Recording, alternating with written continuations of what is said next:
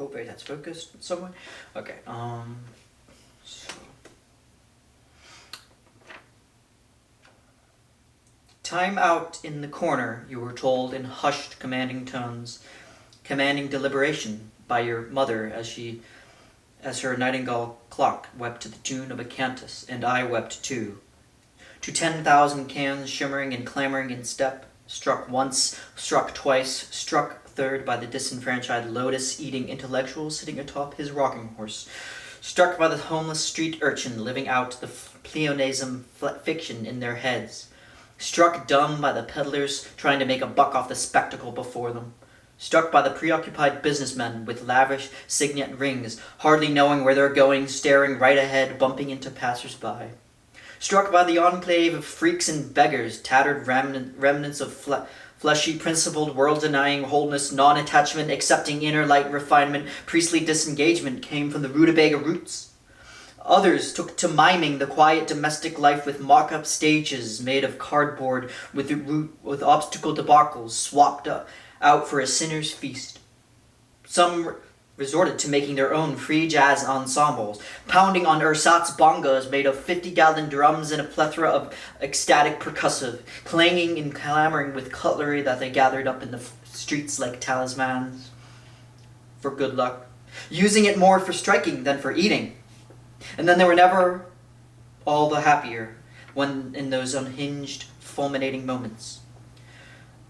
My ancestors came from a prized thicket of densely wooded gorges, hiding in the copse, while yours came rolling in off the backdrifts, mounted proudly on sea turtles, holding on to their sturdy formed carapace, steadily making the way toward the dry land with mollusks, barnacles, and seaweed. And if it weren't for you and the grace of your tenfold martyrs uninhibited by the flow of chatterbox delinquent kids who should be nicer to the mothers. And when that alarmingly enchanting mass of life from the sea, came some biological specimen yet to be scientifically deduced by marine biologists, the kids from the inner city came down to the beach, prodding it with a stick to see if it was still alive. But alas, it drew its last breath. But I asked, was this swollen, bloated, pink hunk of flesh resembling something between a common squid and a monkey, with its trident-shaped tail, any more dead than the residents of the city who are lucky, or rather unlucky enough to witness this strange phenomenon? Perhaps when it gave its one last prideful kick or mild swaying of its extremities, as it was reported to have choked on a remnant of barbed wire and glass that city folk threw haplessly into the water. This creature, reputed to have harrowing result of aquatic inbreeding due to be pitied more than the platypus, was irresolutely happier than any one of us could ever be. It had total, unrestricted freedom to swim through the ocean in its cumbersome ways, to be able to reach the lowest peaks of the hidden grottos where no second-hand human waste could poison it, to be braving all the way up to the swamp marshes where the last stretch of healthy water subsided in clear, definite line, not in a clear, definite line, but in a slowly devolving into putrid, ugly land. No, I cannot bring myself to even consider it. I like to imagine that it was the creature that pitied us.